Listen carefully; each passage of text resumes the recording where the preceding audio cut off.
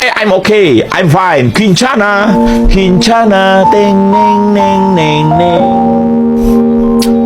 Ku menahan rasa sakit, rasa sakit. Few moments later. Halo guys, Assalamualaikum warahmatullahi wabarakatuh. Perkenalkan, nama saya Siti Rahma dari Prodi Teknologi Pendidikan Universitas Muhammadiyah Sidin Derdapang. Pada kali ini saya akan menjelaskan pengertian basis data dan contohnya. Untuk lebih lanjutnya silakan simak video berikut ini. Sistem basis data atau disingkat dengan DBMS adalah suatu perangkat lunak yang digunakan untuk mengelola dan mengatur data dalam suatu organisasi atau sistem. Contohnya seperti MySQL, Oracle, PostgreSQL, Microsoft SQL Server, MongoDB. Baik, saya akan menjelaskan komponen basis data, enterprise dan kekas beserta contohnya. Yang pertama ada enterprise. Enterprise merupakan suatu bentuk organisasi. Contohnya seperti instansi, sekolah, bank, dan lain-lain. Kemudian yang kedua, entitas. Entitas merupakan suatu objek yang dapat dibedakan dengan objek lainnya yang dapat diwujudkan dalam database. Contohnya entitas di lingkungan universitas, seperti mahasiswa, dosen, mata kuliah, dan lain-lain. Kemudian ada atribut atau file. Atribut atau file merupakan karakteristik entitas tertentu, contohnya entitas mahasiswa. Atribut adalah nomor, nama, alamat, dan lain-lain. Kemudian yang keempat ada data value. Ini merupakan data aktual atau informasi yang disimpan di tiap data elemen atau atribut.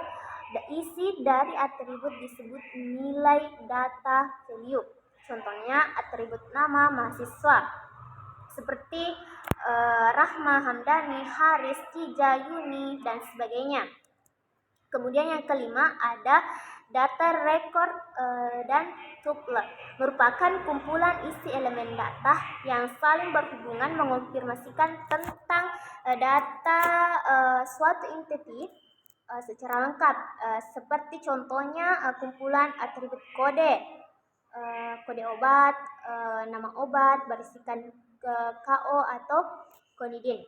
Yang keenam ada file, kumpulan rekod sejenis yang mempunyai panjang-panjang elemen dan atribut yang sama. Yang ketujuh ada kunci elemen data, merupakan tanda pengenal yang secara unik mengidentifikasikan entitas dari suatu kumpulan entitas.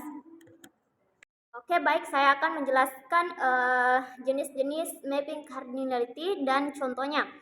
Yang pertama ada one-to-one. One-to-one adalah perbandingan antara entity pertama dan entity kedua berbanding 1. Kemudian contohnya kita dapat bisa melihat di atas.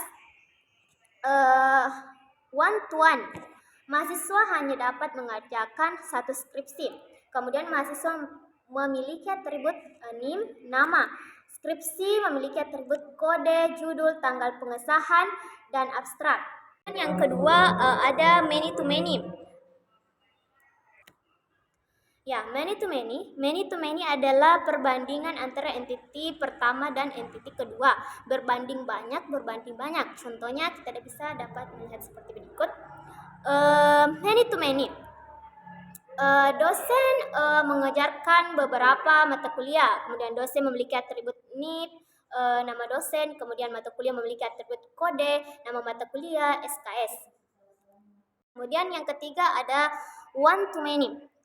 One to many ini adalah perbandingan antara entity pertama dengan entity kedua berbanding 1 berbanding banyak. Contohnya sebagai berikut. Ya.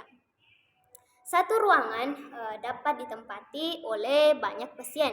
Gambar tersebut memiliki dua entitas dengan satu relasi di mana kita bisa membaca dengan ruangan satu ruangan dapat ditempati oleh banyak pasien. Kemudian saya akan menjelaskan definisi ERD, komponen dan contohnya. ERD atau Entity Relationship Diagram atau diagram hubungan entitas adalah sebuah diagram yang digunakan untuk perancangan suatu database dan menunjukkan relasi atau hubungan antar objek atau entitas beserta atribut-atributnya secara detail. Ada Ada 3 komponen utama dalam IRD. Yang pertama adalah entitas atau entity, yang kedua ada relasi, yang ketiga ada atribut.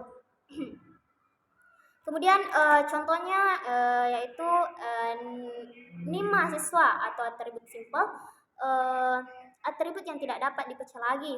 Contoh alamat, atribut multi value atau punya lebih dari satu nilai. Contohnya sebuah buku yang ditulis oleh beberapa pengarang. Kemudian atribut composite atau atribut yang terdiri dari beberapa atribut lain yang lebih kecil. Contohnya nama lengkap yang terdiri dari nama depan, nama tengah, dan nama belakang.